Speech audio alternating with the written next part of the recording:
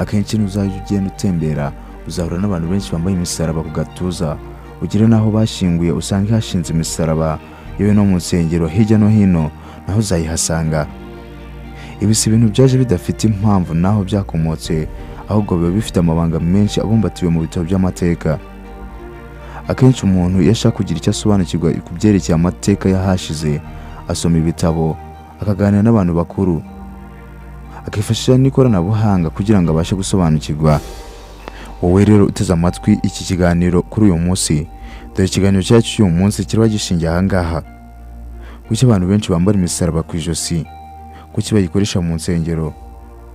Kuki bayishyira ku bituro by'ahantu bashyinguye?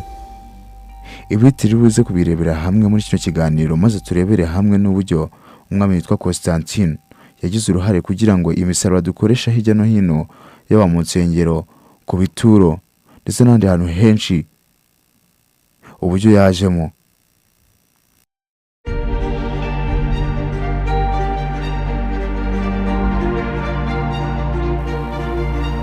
Mu minsi ishize mperutse kumva umuntu aganira n'undi muntu, maze abaramubajije ati, ese kuki bashyira imisaraba ku bituro by'ahantu bashyinguye? Bigira akamaro ki uwapfuye? Ese nta cyaha gishobora kuba giturutse aho ngaho ku bakristo? Ibi byose n'ibindi byose usanzwe wibaza, umva iki kiganiro kugeza kirangiye uri buze gusubizwa ibibazo wari usanzwe wibaza ku byerekeye iyi misaraba dukoresha hirya no hino.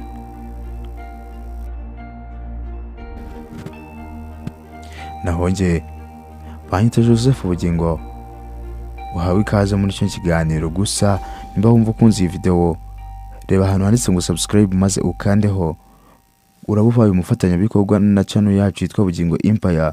Gusa si ibyo gusa, ahubwo uraba ufunguye n'umuyoboro mwiza wo kuzajya ukugeza ibiganiro byiza binogeye amatwi nk'ibi ngibi. Ikaze muri cyo kiganiro.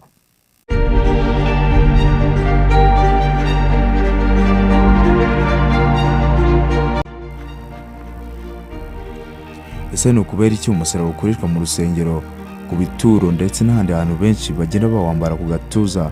Dore igisubizo ahantu giherereye ni mu mateka y'Abaroma nyuma y'ihinduka ryabaye kuri Constantino. Si mu nyandiko za Bibiliya, ahubwo dore izindi nyandiko zigenda zibisobanura neza, inyandiko ya Tacitus, Seneca, Josephus ndetse n'abandi. Umusaraba wari igikoresho cyo kwica abanyabyaha mu bwami bw'Abaroma, wakoreshwaga mu kwica abagome, abigometse ku butegetsi ndetse n'abacitse ku mategeko. Umusaraba wari ikimenyetso cy'isoni n'urupfu, atari cy'ubutagatifu. Impinduka ikomeye igihe cya Constantino mu kinyejana cya 4, nk'uko byanditswe n'abanyamateka bagiye batandukanye. Umwami Constantino yahinduye uko umusaraba ufatwa, uva ku kuba igikoresho cy'urupfu uba ikimenyetso cy'intsinzi n'ubutegetsi. Umusaraba winjiye mu gisirikare, winjira ku mabendera, ku nyubako za leta, nyuma winjira no mu nsengero. Ibi byabaye kubera politike n'umuco, si ukubera inyigisho za Bibiliya. Kuki umusaraba washyizwe ku bituro? Mu mateka y'u Burayi ikinyejana cya 5 kugeza icya 10, abantu batangiye gushyingura abakristo bashyiraho imisaraba nk'ikimenyetso cy'uko bari abatsinda, kandi bakaba n'abitsinda ryihariye. Ibi kandi byakoreshwaga nk'ikimenyetso cy'icyizere cy'ubuzima nyuma y'urupfu. Abanyamateka bavuga ko umusaraba ku gituro wari ikimenyetso cy'icyizere n'akarango, si itegeko ry'idini. Kuki umusaraba winjiye mu rusengero? Ese kuki umusaraba winjiye mu nsengero? Mu nyandiko z'amateka za Kiliziya, insengero za mbere ntizari zifite imisaraba. Nyuma ya Constantino, insengero zitangira kuba nk'ingoro, bashyiramo ibimenyetso bigaragara nka symbolism by'uwo musaraba nyine. Umusaraba wifashishijwe mu kwigisha abantu badasoma, ubu ikimenyetso cy'uwatsinze uzwi nka Yesu Kristo. Kuki abantu batangiye kwambara ku ijosi? Dore impamvu abantu batangiye kwambara ku ijosi. Abanyamateka bavuga ko byatangiye mu kinyejana cya 6 n'icya 12. Impamvu: kwirinda ibyago, kwerekana uwo ari we cyangwa se identity, imigenzo y'abami n'abasirikare. Hanyuma biza kuba umutako, umuco, fashion ndetse n'ibindi. nta tegeko ryabitegetse, ahubwo byaturutse ku muco w'abantu n'imyemerere y'igihe.